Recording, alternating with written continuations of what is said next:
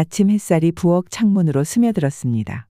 김영선은 정성스럽게 배추를 썰면서 창밖에 내리는 눈을 바라보았어요.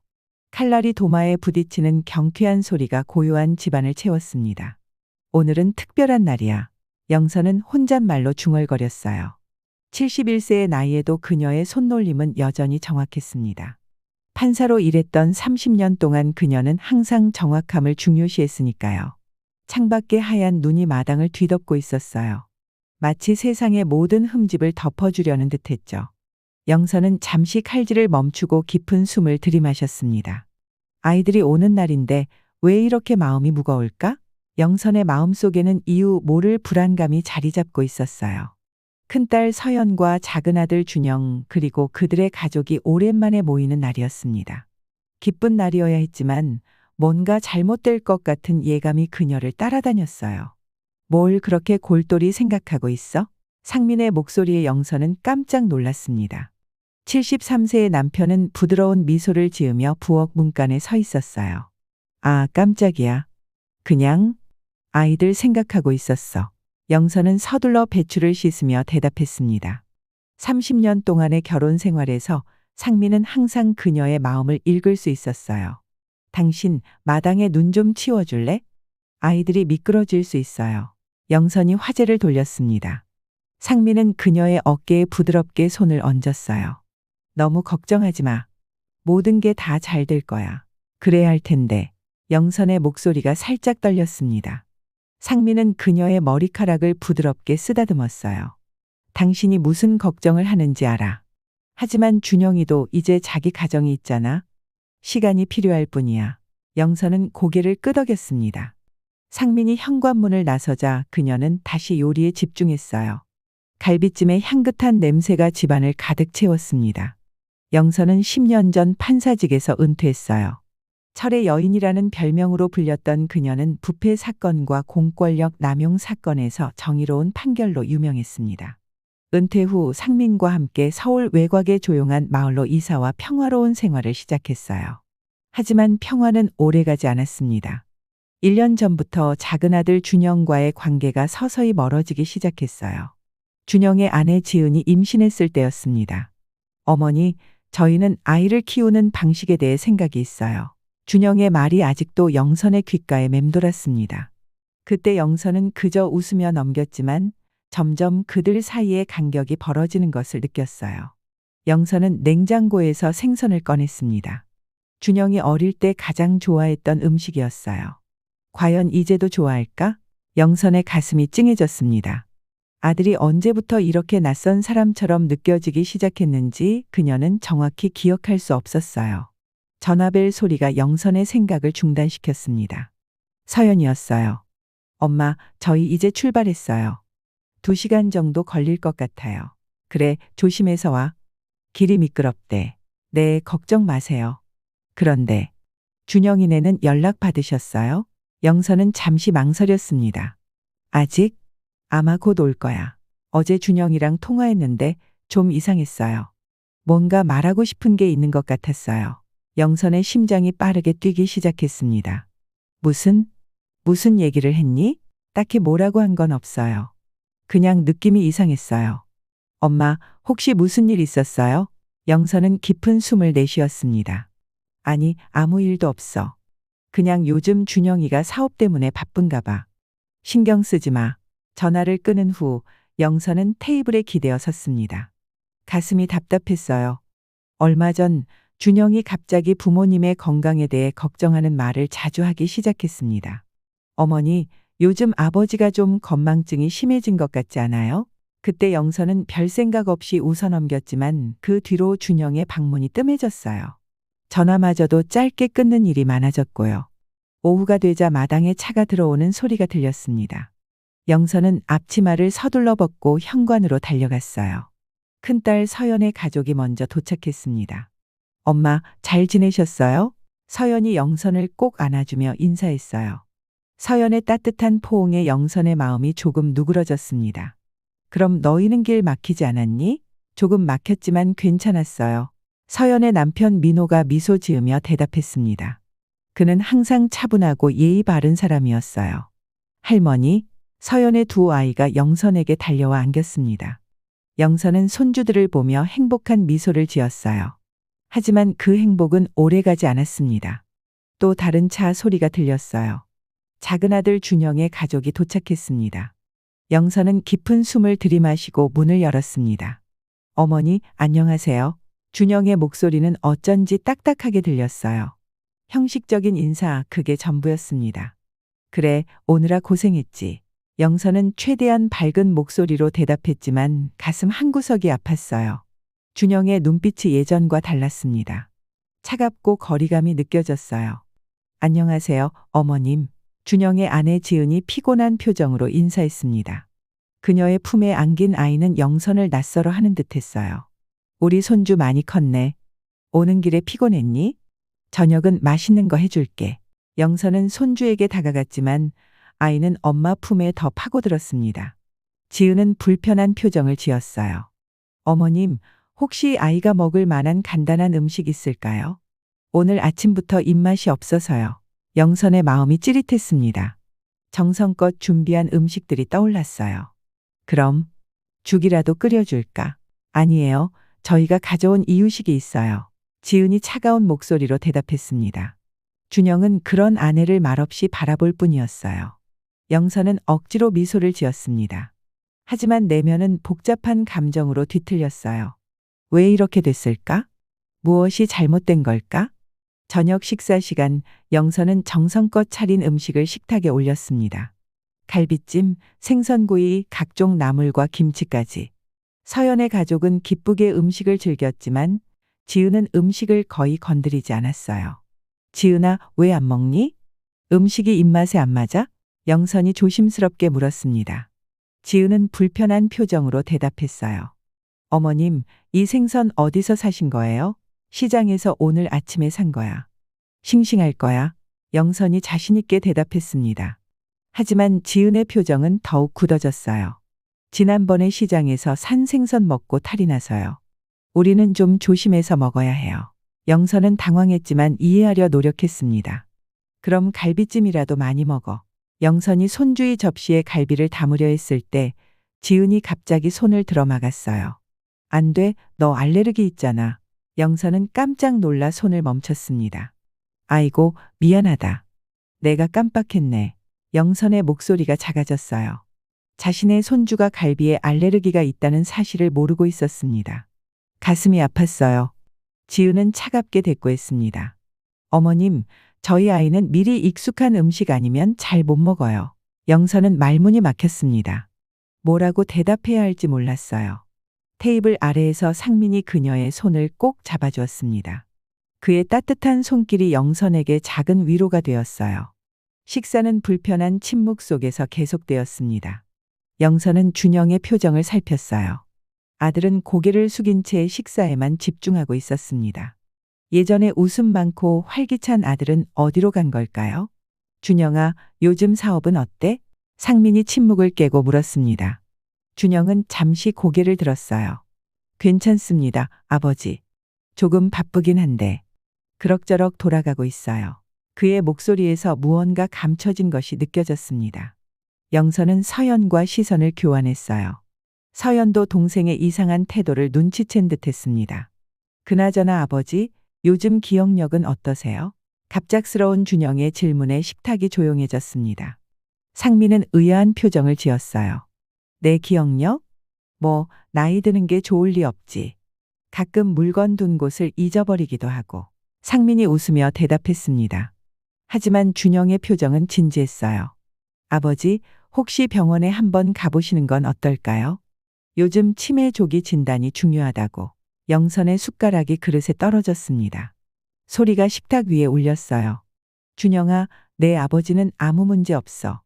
단지 나이 든 거지 병이 있는 게 아니야. 영선의 목소리가 떨렸습니다. 왜 갑자기 치매 이야기가 나온 걸까요? 준영의 의도가 불길하게 느껴졌어요. 어머니, 저는 그저 걱정돼서 그래요. 요즘 아버지가 가끔 이상한 행동을 보이신다고 서연 누나가. 뭐라고? 영선이 서연을 바라보았습니다. 서연의 얼굴이 창백해졌어요. 아니에요, 엄마. 제가 그런 말 한 적 없어요. 서연이 황급히 부인했습니다. 준영의 표정이 굳어졌어요. 누나, 지난번에 아버지가 같은 질문을 계속 반복하셨다고 했잖아. 서연은 당황한 표정으로 고개를 저었습니다. 그냥 한 번 있었던 일을 과장하지 마. 아버지는 멀쩡하셔. 영선은 심장이 빠르게 뛰는 것을 느꼈습니다. 무언가 잘못되고 있었어요. 준영의 말과 행동이 이상했습니다. 왜 갑자기 아버지의 건강을 문제 삼는 걸까요? 상민이 테이블을 툭 치며 일어섰습니다. 그만해. 내가 여기 앉아 있는데 내 건강 문제를 이렇게 논하는 건 실례야. 상민의 목소리는 단호했습니다. 방 안의 공기가 얼어붙은 듯했어요. 준영이 고개를 숙였습니다. 죄송합니다, 아버지. 그냥 걱정돼서. 식사는 그렇게 불편한 분위기 속에 끝났습니다. 식사가 끝난 후 준영과 지은은 아이가 피곤하다며 일찍 방으로 들어갔어요. 영선은 설거지를 하며 남편에게 속상함을 털어놓았습니다. 뭔가 이상해요. 준영이가 왜 갑자기 당신의 건강을 문제 삼는 걸까요? 상민이 그녀의 어깨를 부드럽게 두드렸습니다. 너무 신경 쓰지 마. 저 애들이 맞춰줄 생각이 없으면 우리도 굳이 신경 쓸 필요 없어. 하지만 영선의 마음은 편치 않았습니다. 판사로 일하면서 그녀는 사람들의 숨겨진 의도를 간파하는 데 능숙했어요. 준영의 행동에는 분명 다른 이유가 있었습니다. 밤이 깊어도 영선은 잠들 수 없었어요. 창밖으로 내리는 눈을 바라보며 생각에 잠겼습니다. 이런 불편한 관계가 언제부터 시작되었는지, 그리고 앞으로 어떻게 될지. 영선의 마음은 눈처럼 차갑게 얼어붙었습니다. 식탁 위에 정성껏 차린 음식들이 가득했습니다. 갈비찜에서는 윤기가 흐르고 생선구이에서는 향긋한 냄새가 올라왔습니다. 영선은 마지막으로 된장찌개를 끓이며 가족들의 발소리에 귀를 기울였습니다. 모두 식탁으로 모이세요. 음식 다 준비됐어요. 영선이 부엌에서 외쳤습니다. 상민이 가장 먼저 식탁에 앉았습니다. 그의 눈빛이 반짝였습니다. 와, 당신 정말 대단해. 이걸 다 준비했다니. 상민이 감탄했습니다. 서연의 아이들이 할머니가 만든 음식을 보고 환호성을 질렀습니다. 우와, 할머니 요리다. 하지만 영선은 준영의 아내 지은이 음식을 보는 표정이 좋지 않다는 것을 눈치챘습니다. 지은의 얼굴에는 미소 대신 경계심이 서려 있었습니다. 자, 다들 앉아요. 오랜만에 모인 자리니까 맛있게 먹어요. 영선이 밝게 말했지만 가슴 한구석이 묘하게 불편했습니다. 모두가 자리에 앉자 상민이 술을 따랐습니다. 오늘은 특별한 날이니 한 잔씩 해야지. 서연이 잔을 들었습니다. 맞아요. 부모님 건강하신 모습 뵈니 정말 다행이에요. 그때 지은이 작은 목소리로 준영에게 속삭였습니다.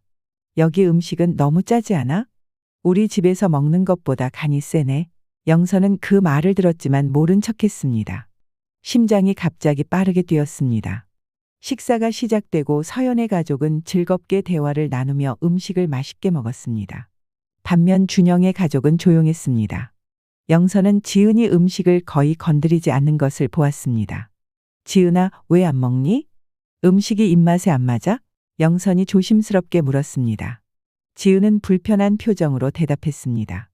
어머님, 이 생선 어디서 사신 거예요? 시장에서 오늘 아침에 산 거야. 싱싱할 거야. 영선의 목소리에 자신감이 묻어났습니다.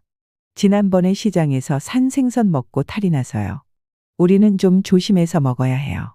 영선의 얼굴이 순간 굳었습니다. 입안이 갑자기 마르는 느낌이었습니다. 그랬구나. 몰랐어? 그럼 갈비찜이라도 많이 먹어. 하지만 작은 손주가 갈비를 집으려 할 때 지은이 갑자기 손을 잡았습니다. 안 돼, 너 알레르기 있잖아. 영선은 깜짝 놀라 말했습니다. 아이고, 미안하다. 내가 깜빡했네. 어머님, 저희 아이는 미리 익숙한 음식 아니면 잘 못 먹어요. 지은의 목소리에는 비난이 담겨 있었습니다. 영선은 갑자기 가슴이 조여드는 것을 느꼈습니다. 방금 전까지 행복했던 순간이 순식간에 얼어붙었습니다. 서연이 상황을 살피고 급히 화제를 바꿨습니다. 엄마, 이 된장찌개 정말 맛있어요. 비법이 뭐예요? 영선은 억지로 미소를 지으며 대답했습니다. 별거 없어. 그냥 항상 하던 대로 했을 뿐이야. 식사는 불편한 침묵 속에서 계속되었습니다. 영선의 마음은 점점 더 무거워졌습니다. 준영과 지은이 서로 눈짓을 주고받는 모습이 보였습니다. 식사가 끝나갈 무렵 준영이 입을 열었습니다. 어머니, 아버지, 요즘 건강은 어떠세요? 상민이 웃으며 대답했습니다. 아주 좋아. 매일 아침 산책도 하고 텃밭도 가꾸고 은퇴 생활이 꽤 바쁘단다. 혹시 병원은 자주 가세요? 지은이 물었습니다. 영선은 이마에 주름이 잡혔습니다. 왜? 걱정되는 일이라도 있어? 아니요, 그냥 연세가 있으시니까 정기검진은 꼭 받으셔야 할 것 같아서요. 지은의 말투는 마치 어린아이에게 말하는 것 같았습니다. 영선의 눈이 가늘어졌습니다. 갑자기 식탁 주변의 공기가 무거워졌습니다. 우리는 매달 정기검진 받고 있어. 걱정 안 해도 돼. 영선의 목소리가 약간 떨렸습니다. 준영이 서류 가방을 열더니 몇 장의 종이를 꺼냈습니다. 어머니, 사실 드릴 말씀이 있어서요. 영선은 가슴이 쿵 내려앉는 느낌이었습니다. 무슨 말이니? 저희 동네 근처에 좋은 요양시설이 있어요. 어르신들을 위한 프로그램도 많고 의료 서비스도 좋고. 준영의 목소리가 점점 작아졌습니다. 서연이 깜짝 놀라 말했습니다. 준영아, 무슨 소리야? 부모님은 아직 요양원 갈 나이도 아니시고 건강하시잖아. 준영은 불편한 듯 어깨를 으쓱했습니다. 미리 알아보는 거지. 언젠가는 필요할 수도 있잖아. 영선은 숨이 막히는 것 같았습니다. 아들이 자신들을 위해 이미 요양원을 알아보고 있다니. 그녀의 손이 테이블 아래에서 떨리기 시작했습니다.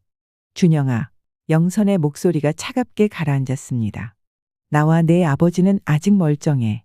요양원은 필요 없어. 침묵이 흘렀습니다. 준영의 얼굴이 굳었습니다.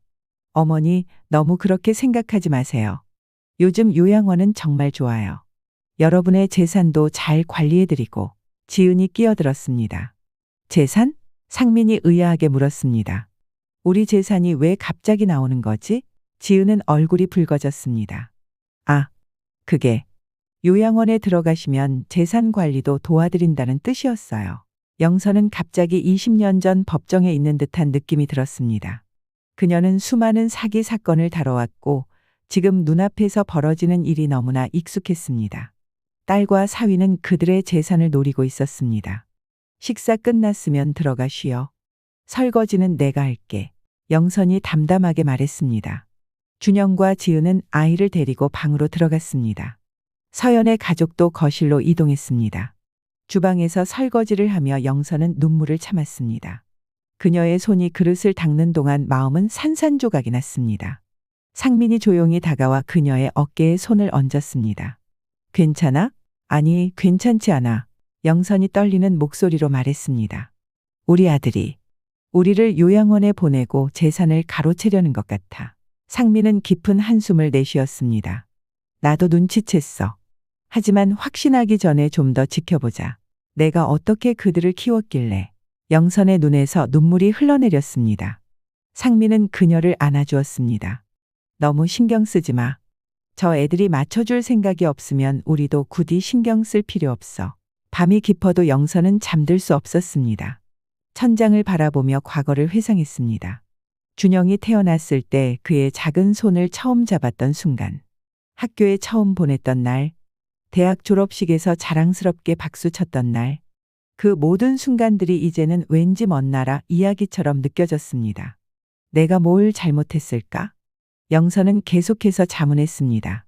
다음 날 아침, 준영의 가족은 아침 식사도 함께하지 않고 서둘러 떠날 준비를 했습니다. 벌써가? 영선이 현관에서 물었습니다. 준영은 짐을 차에 싣다가 고개를 들었습니다. 네, 일이 있어서요. 영선은 손주에게 다가가 안아주려 했지만 아이는 엄마 뒤로 숨었습니다. 영선의 가슴이 찢어지는 것 같았습니다. 어머니, 다음에 내려가면 이제는 오지 않아도 된다. 준영이 갑자기 말했습니다.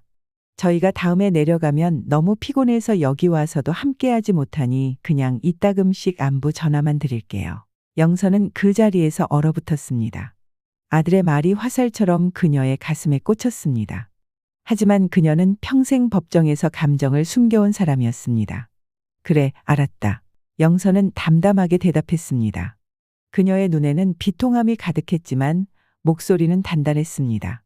준영의 차가 떠나는 것을 바라보며 영선은 이제 무언가 결단을 내려야 한다는 것을 알았습니다. 이것은 단순한 가족 간의 다툼이 아니었습니다. 더 크고 위험한 무언가가 진행되고 있었습니다. 상민이 그녀의 옆에 서서 손을 잡았습니다. 괜찮아? 영선은 깊은 숨을 들이마셨습니다. 아니, 괜찮지 않아. 하지만 괜찮아질 거야. 그녀의 눈에 결연한 빛이 돌아왔습니다. 내가 판사였다는 걸 잊은 모양이야. 이제 진실을 파헤쳐 볼 시간이야. 그녀는 서재로 향했습니다. 오랫동안 닫혀있던 법률 서적들이 그녀를 기다리고 있었습니다. 큰딸 서연의 가족이 떠난 후 집은 다시 조용해졌습니다. 영선은 창가에 앉아 비어있는 마당을 바라보았습니다. 손주들의 웃음소리가 아직도 귓가에 맴도는 것 같았습니다. 그러나 준영의 냉담한 태도와 지은의 불편한 표정이 자꾸 생각났습니다. 뭔가 이상해. 영선은 혼잣말을 중얼거렸습니다. 상민이 거실로 들어와 그녀 옆에 앉았습니다. 아직도 신경 쓰고 있어? 어쩔 수 없네요. 준영이가 저렇게 변한 게 언제부터인지 기억이 안 나요. 영선은 10년 전으로 기억을 되돌렸습니다. 은퇴를 결정했을 때 준영은 어떤 반응이었나? 그때 그는 막 사업을 시작한 참이었고 부모님의 지원에 감사했었습니다. 영선과 상민은 기꺼이 그의 사업의 일부 자금을 지원했고 그는 성공을 약속했습니다. 당신 기억나요? 준영이가 처음 사업 시작할 때 영선의 목소리가 조금 떨렸습니다. 상민은 깊은 한숨을 내쉬었습니다. 그래, 우리가 정말 많이 도와줬지. 하지만 사람은 변하는 법이야. 그때 전화벨이 울렸습니다. 영선은 서둘러 전화를 받았습니다. 여보세요? 어머니, 몸은 좀 어떠세요? 준영의 목소리였습니다. 영선의 가슴이 갑자기 뛰기 시작했습니다. 준영이 먼저 전화를 한 것은 오랜만이었습니다. 괜찮아. 무슨 일이니? 침묵이 흘렀습니다. 그리고 준영이 조심스럽게 말을 이어갔습니다. 사실은 어머니 댁 근처에 좋은 요양원이 있다고 해서요. 영선은 순간 귀를 의심했습니다. 숨이 멎는 것 같았습니다. 요양원? 왜? 어머니도 이제 나이가 있으시고 아버지도 건강이 예전 같지 않으니 혹시라도 넘어지거나 하시면 위험할 것 같아서요. 영선은 자신의 손이 떨리는 것을 느꼈습니다. 71세라는 나이가 갑자기 무겁게 느껴졌습니다. 하지만 그녀는 아직 매일 아침 산책을 할 만큼 건강했고 상민도 텃밭을 가꿀 정도로 활력이 넘쳤습니다. 준영아, 나는 아직 건강해. 내 아버지도 마찬가지고. 우리가 언제 도움을 달라고 했니? 그게 지난번에 뵈었을 때 아버지께서 좀 혼란스러워 보이셨어요. 같은 이야기를 반복하시고 영선의 마음속에 분노가 일었습니다.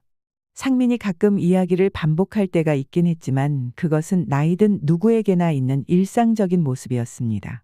준영아, 내 아버지는 멀쩡해. 그리고 나도. 우리는 요양원 같은 건 필요 없어. 전화를 끊은 후 영선은 혼란스러웠습니다. 소파에 털썩 주저앉았습니다. 가슴 속에서 무언가 찢어지는 듯한 아픔이 느껴졌습니다. 그때 다시 전화벨이 울렸습니다. 이번에는 서연이었습니다. 엄마, 준영이 요양원 얘기했어요? 그래, 방금. 영선의 목소리는 담담했지만 속은 천갈래 만갈래로 찢어지는 것 같았습니다. 저도 들었어요. 근데 엄마, 솔직히 걱정돼서 그래요. 준영이가 어제 저한테 아버지가 최근에 혼란스러운 행동을 보인다고 하던데. 영선은 갑자기 머리가 아파왔습니다. 준영이 서연에게도 같은 이야기를 하고 있다는 사실이 충격이었습니다. 무슨 소리니? 내 아버지는 멀쩡해. 간혹 기억이 가물가물할 때가 있긴 하지만 다들 그렇지. 서연은 잠시 침묵했다가 조심스럽게 말했습니다. 엄마, 사실은 준영이가 아버지 명의로 된 땅 문제로 상담받고 있대요. 은퇴 후에 아버지가 서류에 서명할 때 판단력이 온전하지 않았다면 그 계약이 무효가 될 수도 있대요. 영선의 손에서 전화기가 미끄러질 뻔했습니다. 순간 온몸에 피가 얼어붙는 느낌이었습니다. 그녀는 상민이 5년 전 자신들의 노후를 위해 매입한 땅에 대해 생각했습니다. 그 땅은 상민과 영선 공동 명의였지만 최근 가치가 크게 올랐다는 것을 알고 있었습니다. 서연아, 내 아버지는 멀쩡해. 그리고 그 땅은 우리 공동 명의야. 준영이가 왜 그런 상담을 받는지 모르겠다. 전화를 끊고 영선은 창밖을 바라보았습니다. 하늘은 맑았지만 그녀의 마음은 먹구름이 가득했습니다. 영선은 천천히 서재로 향했습니다. 오랫동안 사용하지 않았던 법률 서적들을 하나씩 꺼내기 시작했습니다. 내가 너무 의심이 많은 걸까? 영선은 스스로에게 물었습니다. 하지만 30년간의 판사 경험이 그녀에게 말해주고 있었습니다. 뭔가 잘못되었다. 무언가 준영의 말 속에 숨겨진 의도가 있다. 상민이 서재 문을 열고 들어왔습니다. 당신 왜 그 책들을 꺼내고 있어? 영선은 남편을 바라보았습니다. 그의 눈은 여전히 맑고 선명했습니다. 혼란스러운 기색은 전혀 없었습니다. 상민, 당신은 요즘 기억력이 어떤가요? 가끔 혼란스러울 때가 있나요? 영선이 조심스럽게 물었습니다. 상민은 의아한 표정을 지었습니다. 가끔 이름이 바로 떠오르지 않을 때가 있긴 하지만 그게 다야. 왜 그런 걸 물어? 영선은 깊은 숨을 내쉬었습니다. 그리고 준영의 전화와 서연과의 대화 내용을 모두 이야기했습니다. 상민의 얼굴이 굳어졌습니다. 그게 무슨 소리야? 내가 정신이 혼미해서 땅 계약을 무효화하겠다고. 그런 것 같아요. 그리고 우리를 요양원에 보내려고 해요. 상민의 눈에 분노가 번쩍였습니다. 대체 무슨 생각을 하는 거야? 그 녀석이? 영선은 손을 뻗어 상민의 손을 잡았습니다. 그의 손은 따뜻했고 단단했습니다. 절대 혼란에 빠진 사람의 손이 아니었습니다. 아직 확실한 건 아니에요. 내가 좀 더 알아봐야 해요. 다음 날 영선은 조용히 조사를 시작했습니다. 그녀는 먼저 준영이 언급한 요양원에 대해 알아보기로 했습니다. 인터넷 검색을 통해 그 요양원에 대한 정보를 찾았습니다. 행복한 노후 요양원. 영선은 화면을 들여다보았습니다. 겉으로는 평범해 보였지만 리뷰들을 읽어보니 입소자들의 재산 관리에 관한 불만이 여럿 있었습니다. 영선의 가슴이 조여들었습니다. 준영이 왜 하필 이 요양원을 추천했을까? 그녀는 더 깊이 파고들기로 했습니다. 그녀는 또한 준영의 최근 재정 상태에 대해서도 알아보기 시작했습니다. 판사로서의 경험과 인맥을 활용해 그녀는 몇 가지 정보를 얻을 수 있었습니다. 최근 3건의 대출, 영선은 얻은 정보를 검토하며 중얼거렸습니다. 그리고 사업 실적도 좋지 않은 것 같아. 또한 지은의 소셜 미디어를 통해 그녀가 최근 몇 달간 고급 브랜드 제품들을 자주 구매했다는 것도 알게 되었습니다. 퍼즐 조각들이 하나씩 맞춰지기 시작했습니다. 준영은 경제적으로 어려움을 겪고 있었고 부모님의 재산, 특히 가치가 크게 오른 땅에 관심을 가지고 있는 것 같았습니다. 영선의 가슴 속에서 분노와 서운함이 교차했습니다. 자신의 아들이 이런 생각을 하고 있다니. 그녀의 눈에서 뜨거운 눈물이 흘러내렸습니다. 아들아, 내가 정말 그런 생각을 하고 있는 거니? 영선은 흐느끼며 혼잣말을 했습니다. 그날 밤 영선은 잠을 이루지 못했습니다. 베개가 눈물로 젖었습니다. 하지만 아침이 되자 그녀의 눈에는 다시 결연한 빛이 돌아왔습니다. 그녀는 더 이상 눈물을 흘리지 않기로 했습니다. 나는 30년 동안 판사로 일했어. 진실을 밝히는 것이 내 일이었지. 영선은 거울 속 자신을 바라보며 말했습니다. 이번에도 진실을 밝혀낼 거야. 영선은 서재에서 오래된 노트북을 꺼냈습니다. 그리고 법률 관련 자료들을 하나씩 찾아보기 시작했습니다. 그녀의 법조인으로서의 본능이 다시 깨어났습니다. 준영아, 내가 누군지 잊은 것 같구나. 영선의 입가에 쓴웃음이 맴돌았습니다. 난 그저 너의 늙은 어머니가 아니야. 난 철의 여인 김영선이야. 그녀는 자신과 상민의 재산 목록을 꼼꼼히 작성했습니다. 그리고 법적으로 자신들을 보호할 방법을 찾기 시작했습니다.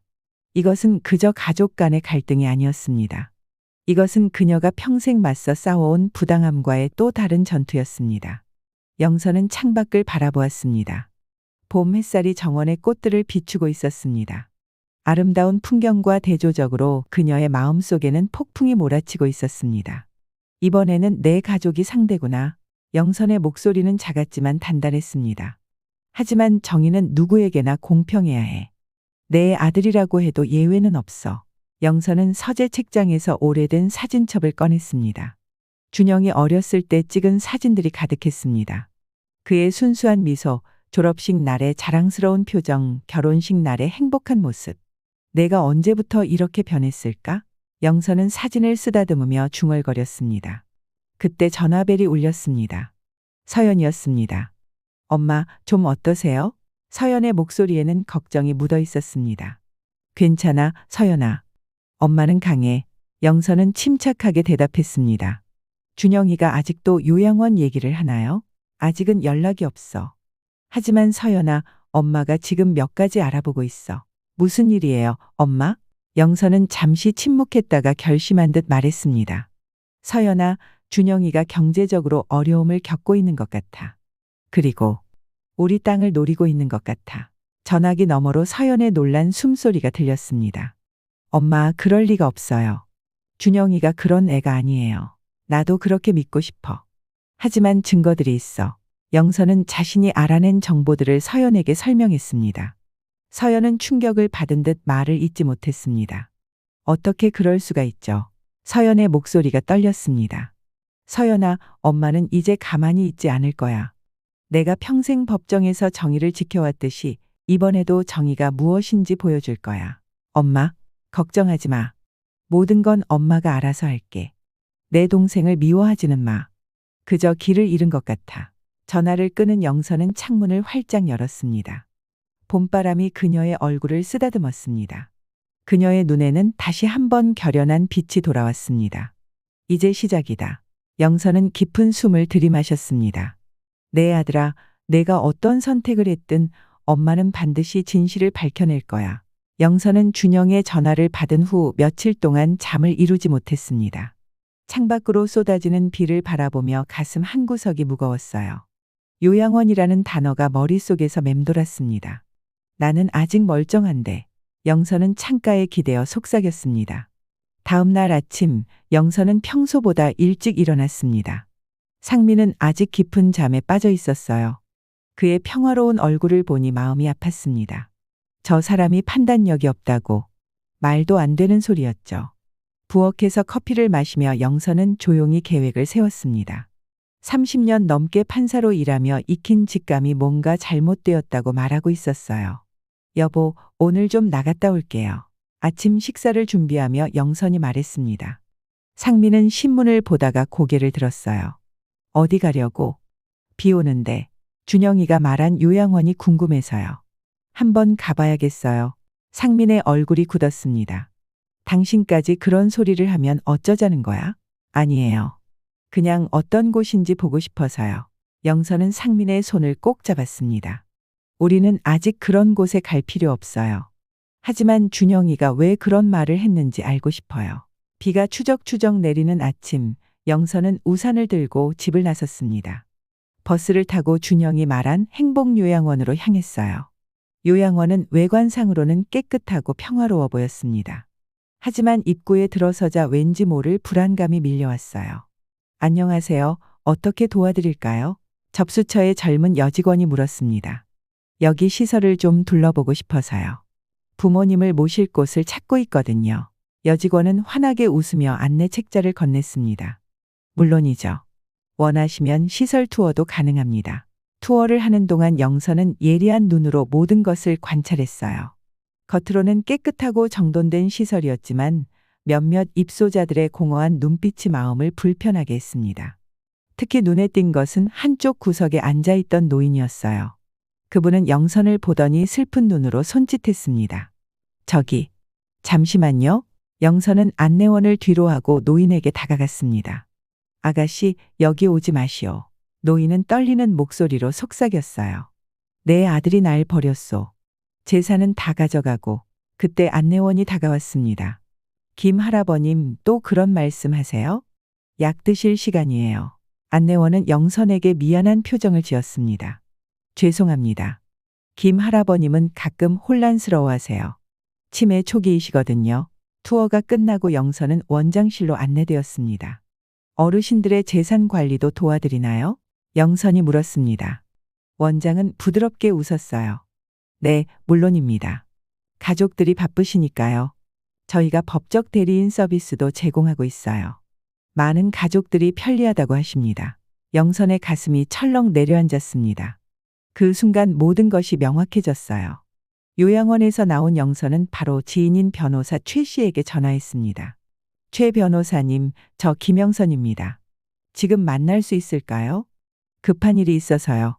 비가 그친 후에 차가운 공기를 마시며 영선은 깊은 숨을 들이쉬었습니다. 마음 한구석이 무너져 내리는 듯했어요. 자신의 아들이 이런 계획을 꾸미고 있다니. 아니야, 아직 확신할 수 없어. 영선은 스스로에게 말했습니다. 하지만 판사로서의 경험이 이미 많은 것을 말해주고 있었죠. 최 변호사의 사무실에서 영선은 모든 상황을 설명했습니다. 판사님, 그런 일이 있었군요. 최 변호사는 진지한 표정으로 말했어요. 제가 알아볼 수 있는 것들이 있습니다. 특히 그 요양원에 대해서요. 영선은 고개를 끄덕였습니다. 부탁해요. 그리고 우리 아들 준영이에 대해서도 좀 알아봐 주세요.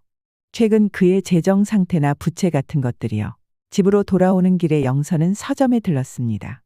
오랜만에 법률 서적을 몇 권 샀어요. 그녀의 머릿속은 이미 법조인의 사고방식으로 돌아가고 있었습니다. 영선 씨, 어디 갔다 왔어? 집에 돌아오자 상민이 물었습니다. 영선은 잠시 망설였어요. 아직 모든 것을 말하고 싶지 않았습니다. 그냥 옛날 동료 만나고 왔어요. 요양원은? 아, 그거. 나중에 이야기해요. 지금은 좀 피곤해서요. 영선은 억지로 미소를 지었습니다. 그날 밤 영선은 서재에 틀어박혀 법률 서적을 뒤적였습니다. 노인 재산 탈취, 성년 후견인 제도 악용 사례, 모든 것이 불길하게 맞아떨어졌어요. 이틀 뒤 최 변호사에게서 전화가 왔습니다. 판사님, 좋지 않은 소식입니다. 최 변호사의 목소리가 무거웠어요. 행복요양원은 최근 몇 년간 노인 재산 횡령 의혹이 있었습니다. 공식적으로 기소된 적은 없지만 몇몇 가족들이 민사소송을 제기했었죠. 영선의 손이 떨렸습니다. 그리고 우리 아들은요? 준영 씨는 최근 몇 달간 상당한 액수의 대출을 받았습니다. 사업이 어려운 상황인 것 같아요. 그리고 최 변호사가 잠시 머뭇거렸습니다. 말씀하세요, 제발. 준영 씨가 2달 전에 법무사 사무실을 찾아가 부친의 정신감정에 대해 상담한 기록이 있습니다. 영선은 순간 숨이 멎는 것 같았어요. 가슴이 찢어지는 듯한 고통이 밀려왔습니다. 그녀는 전화기를 붙잡은 손에 힘이 빠져 의자에 털썩 주저앉았어요. 판사님, 괜찮으세요? 최 변호사의 걱정스러운 목소리가 들렸습니다. 네, 계속하세요. 그리고 준영 씨의 아내 지은 씨의 신용카드 사용 내역을 보면 최근 6개월간 고급 브랜드 구매가 급증했습니다. 수입 대비 지출이 맞지 않는 수준이에요. 통화를 마친 영선은 한동안 움직일 수 없었습니다. 창밖으로 보이는 정원의 꽃들이 갑자기 색을 잃은 것처럼 느껴졌어요. 무언가가 그녀의 내면에서 부서지고 있었습니다. 여보, 괜찮아요? 상민이 서재 문을 열고 들어왔어요. 얼굴이 창백해요. 영선은 눈물을 참으며 고개를 들었습니다. 이제는 더 이상 숨길 수 없었어요. 떨리는 목소리로 그녀는 모든 것을 상민에게 말했습니다. 그럴 리가 없어. 상민은 충격에 빠져 말했어요. 우리 아들이 어떻게? 나도 믿기 싫어요. 하지만 증거가 있어요. 영선의 목소리가 떨렸습니다. 상민은 한동안 말없이 창밖을 바라보았습니다. 그의 눈에서도 눈물이 맺혔어요. 어떻게 해야 할까요?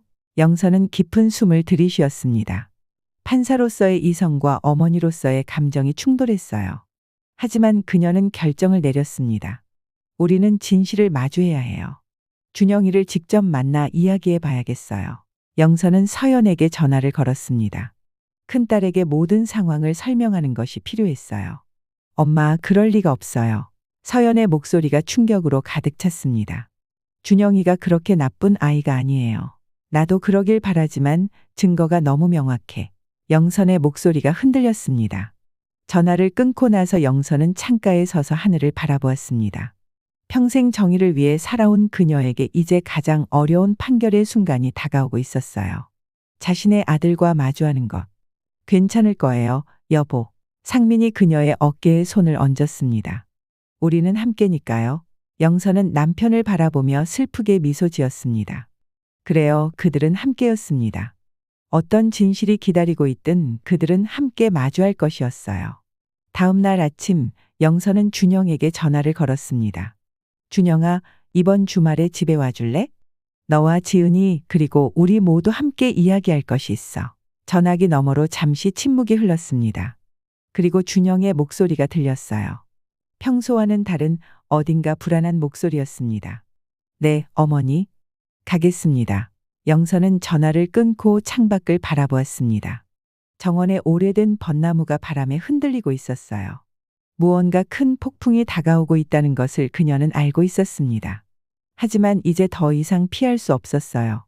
진실을 마주할 시간이었습니다. 영선은 창가에 앉아 오래된 앨범을 넘기고 있었어요. 가족 사진이 한 장씩 지나갈 때마다 따뜻한 기억들이 물밀듯이 밀려왔습니다. 준영이 처음 걸음마를 배울 때, 서연이 대학에 합격했을 때, 그리고 상민과 함께했던 수많은 행복한 순간들을요. 이런 날이 올 줄 몰랐지. 한숨을 내쉬며 앨범을 덮었습니다. 창밖은 가을비가 내리고 있었어요. 마치 영선의 마음처럼 흐린 날씨였죠. 오늘은 준영과 직접 마주하기로 한 날이었습니다. 변호사 없이 가족으로서 대화하기 위해 카페에서 만나기로 했어요. 카페에 도착했을 때 준영은 이미 와 있었어요. 그의 얼굴은 피곤해 보였고 눈 밑에는 다크서클이 짙게 내려앉아 있었습니다. 오랜만이네요, 어머니. 준영이 자리에서 일어나 인사했습니다. 영선은 무거운 마음으로 의자에 앉았어요. 그래, 준영아. 잘 지냈니? 네. 그럭저럭요. 준영의 목소리가 떨렸습니다. 침묵이 흘렀어요. 커피잔에서 올라오는 김이 두 사람 사이를 아련하게 가렸습니다. 왜 그랬니? 영선이 마침내 입을 열었어요. 목소리가 살짝 떨렸습니다. 우리가 너한테 뭘 잘못했길래? 준영은 고개를 숙였어요. 손가락으로 테이블 위를 무의식적으로 두드렸습니다. 어머니, 제가. 그의 말이 끊겼어요. 사업이 너무 안 좋았어요. 빚이 산더미처럼 쌓였고 지은이는 계속 돈을 써대고 저는 막막했어요. 영선의 눈에 눈물이 맺혔어요. 그런데 왜 솔직하게 말하지 않았니? 우리는 항상 내 편이었는데 말할 수 없었어요. 준영의 눈에도 눈물이 고였습니다. 아버지께서 항상 자립심을 강조하셨잖아요. 제가 사업에 실패했다는 걸 어떻게 말해요? 영선은 가슴이 아팠어요. 그들이 자녀에게 심어준 가치관이 오히려 대화의 벽이 되었다는 사실이 고통스러웠습니다. 그래서 우리를 요양원에 보내고 재산을 가로채려 했다고. 영선의 목소리가 날카로워졌어요. 준영의 얼굴이 하얗게 변했습니다. 처음엔 그럴 생각 없었어요. 정말이에요. 그냥 도움을 구하고 싶었을 뿐인데. 지은이의 사촌이 그 방법을 알려줬어요. 한번 시작하니까 멈출 수가 없었습니다. 순간 영선의 마음이 움츠러들었어요. 자신의 아들이 이런 사람이 되어버렸다니. 알고 있니? 내 아버지와 내가 얼마나 상처받았는지? 영선의 손이 떨렸어요. 우리는 너희를 위해 모든 것을 바쳤어. 은퇴 후에도 너희가 어려울까봐 적금까지 들었는데. 준영의 눈에서 눈물이 흘러내렸어요. 죄송해요, 어머니. 정말 죄송합니다. 그의 어깨가 흔들렸습니다. 영선은 숨을 깊게 들이마셨어요. 내가 정말 반성하고 있는지 어떻게 믿을 수 있니? 제발 한 번만 기회를 주세요. 준영이 영선의 손을 잡으려 했지만 영선은 손을 뺐어요. 제가 모든 빚을 갚고 사회봉사도 하고 어떻게든 갚을게요. 지은이는? 영선이 물었어요. 준영의 표정이 복잡해졌습니다. 저희 요즘 별거 중이에요. 지은이는 제가 사업에 실패하고 돈이 없어지자 떠났어요. 영선의 가슴이 아팠어요. 그녀는 오랫동안 침묵했습니다. 밖에 비는 더 세차게 내리고 있었어요. 준영아, 영선이 마침내 입을 열었어요. 내가 내 어머니라서 널 용서할 수도 있을 거야. 하지만 내가 평생 판사로 살아왔다는 걸 잊지 마. 정의가 없는 용서는 또 다른 범죄를 낳을 뿐이야. 준영의 눈이 커졌어요. 그럼 저는? 넌 내 행동에 책임을 져야 해. 영선의 목소리는 단호했지만 눈에는 슬픔이 가득했어요. 법적 절차는 계속될 거야. 하지만 내가 진심으로 잘못을 바로잡으려 한다면 내가 내 곁에 있어줄게. 준영의 어깨가 떨렸어요. 감사합니다, 어머니. 영선은 천천히 일어났어요. 오늘은 이만 가볼게. 생각할 시간이 필요하구나. 카페를 나오면서 영선의 가슴 속에서 뭔가가 툭 하고 끊어졌습니다. 눈물이 볼을 타고 흘러내렸어요. 비가 내리는 가을거리에서 그녀는 처음으로 자신이 판사가 아닌 그저 아픈 어머니라는 사실을 온전히 느꼈습니다.